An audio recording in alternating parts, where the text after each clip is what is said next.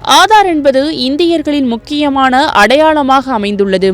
கல்வி, வேலைவாய்ப்பு, அரசு வேலைகள் அனைத்தையும் பெறுவதற்கு ஆதார் அவசியமாக்கப்பட்டுள்ளது. இந்த நிலையில் ஆதார் அட்டையை 10 வருடங்களுக்கு ஒருமுறை அப்டேட் செய்வதன் முக்கியத்துவம் என்ன என்பதை ஒவ்வொருவரும் நிச்சயம் அறிந்திருக்க வேண்டும். ஆதார் எண் ஒவ்வொரு நபரின் தனித்துவமான அடையாளமாக விளங்குகிறது.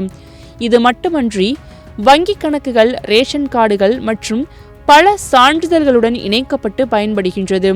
அதனால் ஆதார் எண் தொடர்புடைய சேவைகள் அனைத்தும் பாதிக்கப்படாமல் இருக்க 10 வருடத்திற்கு ஒருமுறை ஆதார் புதுப்பிக்கப்பட வேண்டும். அதன் முக்கியத்துவம் உங்கள் ஆதார் எண் இன்னும் செயல்படும் வகையில் உள்ளது என்பதை உறுதிப்படுத்துவதற்காகவே இந்த புதுப்பிப்பு அவசியமாகின்றது.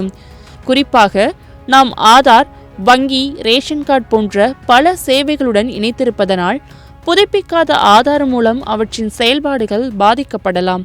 ஆகவே 10 வருடங்களுக்கு ஒருமுறை ஆதார் புதுப்பிப்பது மிகவும் முக்கியமானதாகும். ஆதார் புதுப்பிப்பதை இ-சேவை மையம் மற்றும் நிரந்தர ஆதார் சேவை மையம் மூலம் செய்யலாம். இதன் மூலம் நீங்கள் உங்கள் ஆதார் வீட்டிலிருந்தே இணையத்தை பயன்படுத்தி புதுப்பிக்க முடியும்.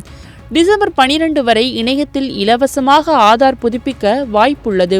ஆதார் புதுப்பிப்பதற்கு தேவையான ஆவணங்கள் வங்கி புத்தகம், வாக்காளர் அட்டை, பான் கார்டு, ரேஷன் கார்டு. இணைய வழியாக ஆதார் புதுப்பிக்க இலவசம்.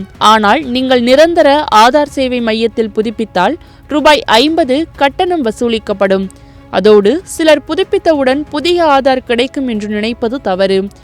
ஆதார் புதுப்பித்தவுடன் உங்கள் முகவரி அல்லது பெயர் மாற்றங்கள் ஆன்லைனில் அப்டேட் செய்யப்படும்.